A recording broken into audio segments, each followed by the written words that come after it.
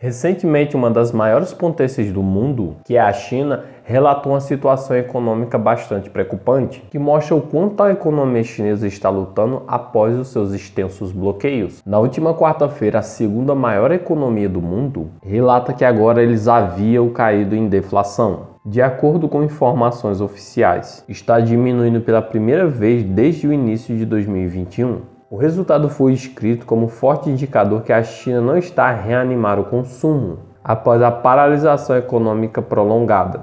E como resultado, não está conseguindo reacender a sua economia, de modo que a China tem uma produção de produtos e serviços tão grande que não há consumo para esses produtos e serviços. E o que acontece na prática é a queda dos preços. Volta à velha regra de mercado: se há mais ofertas do que demanda, simplesmente os preços caem. E é exatamente isso que está acontecendo na China. Isso afeta a confiança das pessoas na China, dos investidores e dos fundos de investimento. Isso é interessante porque ao longo dos anos, os maiores países com as maiores economias do mundo têm lidado com a inflação e não com a deflação.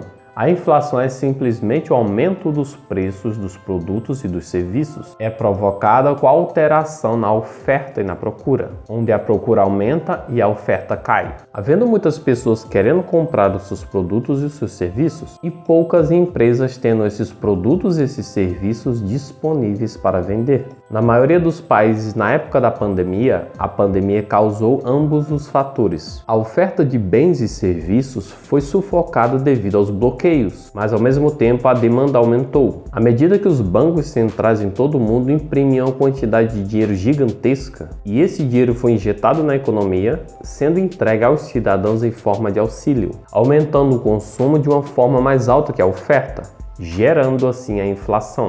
Então, enquanto você tem vários países lutando para combater a inflação, você tem a China tentando combater a desinflação. A China está atualmente tentando implementar várias políticas de estímulo em grande escala para aumentar o estímulo ao consumo, tentando assim sair da desinflação e estabilizar os preços. Porque como as empresas têm uma oferta gigantesca, com os estímulos o consumo ele tem que emparelhar com a oferta.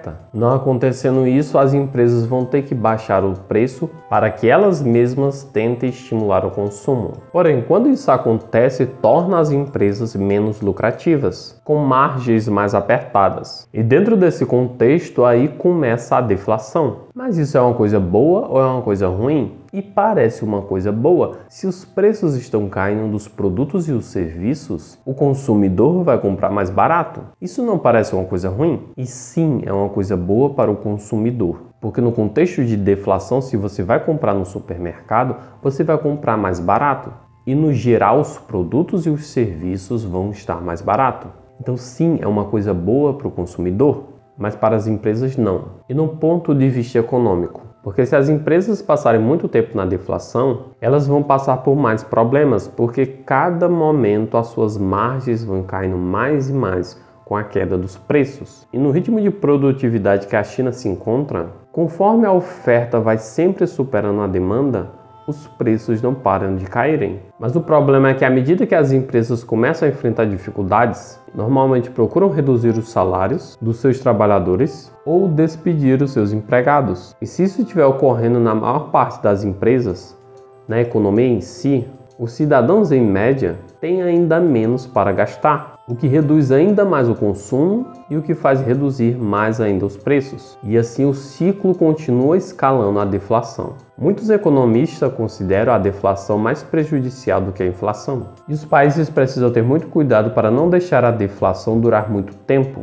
Caso contrário, poderá ter que reduzir a produção para reduzir a oferta e ir equilibrando com o consumo e assim mantendo os preços, causando assim uma recessão, uma desaceleração econômica. E o que é interessante é enquanto países como o Reino Unido, Estados Unidos e Brasil estão lutando contra a inflação e a China está lutando contra a deflação. Mas se a deflação é queda nos preços dos produtos e dos serviços, porque como foi dito, nós cidadãos consumidores, não parece uma coisa ruim. E se não é uma coisa ruim, é uma coisa muito boa. Porque tudo aquilo que iremos comprar, compraremos tudo mais barato. E é exatamente isso, para nós consumidores é uma coisa muito boa. Mas para uma economia em si, no ponto de vista macroeconômico, não é uma coisa tão boa assim, se permanecer muito tempo na deflação. Porque uma economia saudável é quando a produção e o consumo andam equilibrados. Porque se tem muita produção e não tem consumo para aquela produção, em algum momento as empresas terão que reduzir a produção, gerando assim desemprego. E por consequência gerando assim menos consumo ainda. E com esse ciclo podendo se escalar e refletindo em um grande impacto econômico. Mas para isso não acontecer, o governo chinês está nesse exato momento preparando e tentando implementar um grande programa de estímulo em grande escala para tentar estimular o consumo, para equilibrar a oferta e procura, saindo assim da deflação. Porque a deflação continua e o ritmo de produção continua, e com a repetição desse ciclo os preços vão cair. E com a queda dos preços as empresas podem ser obrigadas a reduzir muito a sua produção para equilibrar com o consumo, escalando assim desemprego em massa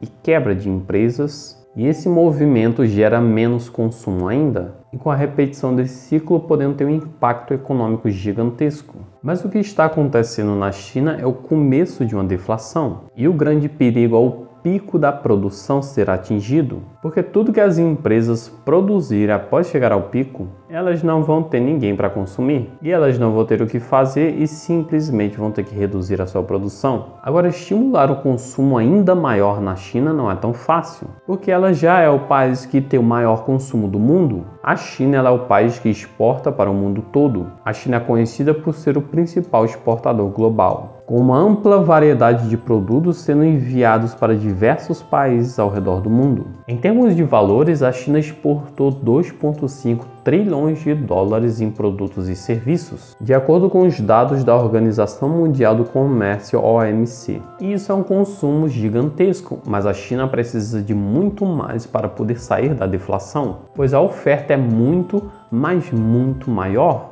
E recentemente a China teve uma queda de 14% nas exportações, gerando assim menos consumo ainda. Mas o governo chinês continua implementando várias políticas para tentar escalar cada vez mais o consumo. Recentemente, em junho, eles reduziram as taxas de juros pela primeira vez quase um ano, para ajudar a estimular o crédito, para ajudar o setor imobiliário, que está bem fragilizado depois do colapso da Evergrande, até dedicar algum tempo para tranquilizar as empresas de sua repressão regulatória. Eles também indicaram a necessidade de estabilizar o comércio exterior e o investimento estrangeiro e de aumentar os voos internacionais para estimular o consumo. Tudo isso para estimular o consumo. E tudo isso a economia chinesa vem sofrendo e passando por um período econômico difícil e uma recuperação muito lenta. Mas fato é, para eles conseguirem equilibrar oferta e procura, saindo assim da deflação, não é uma coisa tão simples assim. Ninguém pode negar que eles ocupam um lugar enraizado na economia global, porque a maioria dos países dependem deles. A China é responsável por cerca de 1/3 da produção industrial do planeta, e não há dúvida que eles constituem uma parte muito grande na economia global. E o que acontece na China provavelmente afeta você, muito mais do que você pensa. E com isso dito, eu gostaria de saber o que você pensa sobre a China. Você acha que eles serão capazes de reverter a deflação? Quero saber a sua opinião na seção comentários abaixo. O conteúdo é esse, pessoal. Se você gostou, deixa o seu like, se inscreve no canal e até o próximo vídeo.